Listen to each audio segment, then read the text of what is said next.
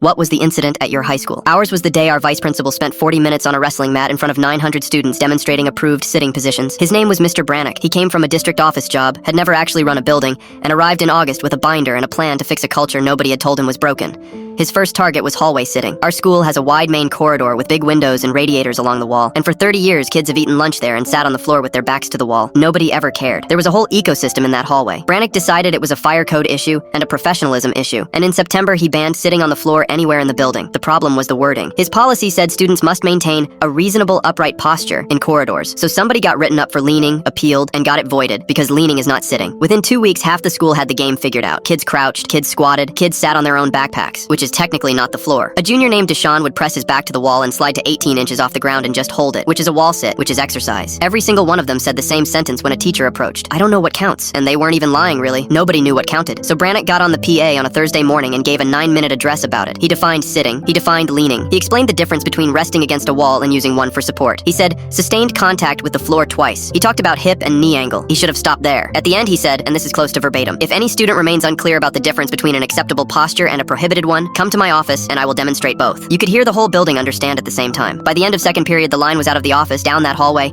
around the corner, past the library, and into the science wing. Not a joke line either. Hundreds of kids. Perfectly polite, because everybody understood that if they got loud, somebody would shut it down. Teachers came out to look. Mr. Farrow, who taught woodshop, got in line himself. He said he wanted clarity. Staff were told to move students to class, and they made an attempt the way you make an attempt at a diet on Thanksgiving. Around 11, Brannick made his second decision. He got on the PA and announced that since interest was high, he'd hold one optional demonstration in the gym after school so everyone could get the information at once. I have never heard a building make that noise before. That gym has never been that full. Not for a game, not for anything. Kids sat in the aisles, which was obviously the funniest part. Robotics postponed. Swim move practice. The debate coach unlocked the gym doors himself and stood at the back with his arms crossed and a look of total peace on his face. And the staff helped. I didn't understand it until later. The PE teacher wheeled the big wrestling mat to the center of the floor. Someone from theater set up a wireless mic, brought the house lights down, and put a spot on the mat. The yearbook advisor handed out the good cameras. Nobody made anybody leave. Kids texted their parents that they had to stay for a mandatory session and needed pickup. Roughly 200 students missed their buses, which shredded the district route schedule for the elementary schools that afternoon.